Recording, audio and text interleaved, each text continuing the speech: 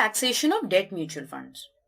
Debt mutual funds also offer a special tax advantage as compared to their traditional counterparts. The short-term capital gains from debt mutual fund investments, that is, where the investment period is less than 3 years, are taxed as per the investor's tax slab.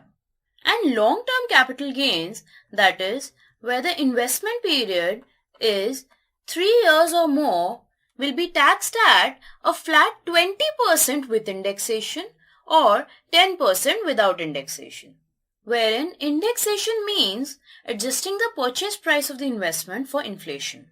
Let's understand the impact of indexation with the help of a comparison between the tax applicability of a debt mutual fund and a fixed deposit. Let's say the investment amount is rupees 1 lakh, the expected return is 10%, and the investment period is 3 years, that is 1095 days in both cases. So the maturity value of this investment before tax comes to rupees 1,33,100 in both debt mutual fund as well as fixed deposit. Now indexation simply means adjusting the purchase price for inflation. So here the purchase price is inflated to consider the impact of inflation. The inflation rate is assumed at an average of 7% for these 3 years. So, the indexed value or the inflation adjusted value of this investment at 7% comes to rupees 1,22,504.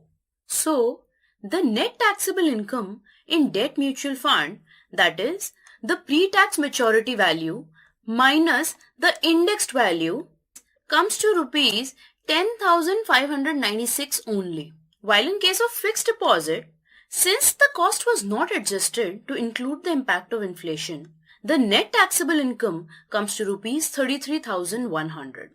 So, the fixed deposit investor will have to pay tax on his entire gain of 33,100, while the debt mutual fund investor will be paying tax on rupees 10,596 only. Another advantage that the debt mutual fund investor gets is he will be taxed at a flat 20% plus the applicable cess, while the fixed deposit investor will be taxed as per his income tax slab, which in this case is assumed to be 30% plus the applicable cess. So, the tax deducted in debt mutual fund is just rupees 2,183 as compared to rupees 10,228 in fixed deposit. So, the net value after tax is rupees 1,31,000 at the rate of 9.4% after tax in debt mutual fund, while in fixed deposit the net value after tax is rupees 1,23,000 at a net return after tax of 7.11% only. So we see from this example that the investment amount, the expected return, and the investment period is same in both cases. Yet, debt mutual fund has been able to outperform fixed deposit by 2.3%. And this outperformance is due to the special tax benefits offered by debt mutual funds which are not there in fixed deposits.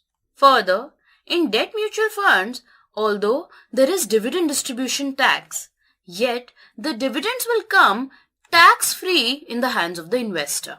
And lastly, even if the investment value increases from rupees 1 lakh to rupees 10 lakh, the investor has to pay tax only when he redeems the investment. So that was all about mutual fund taxation. Thank you.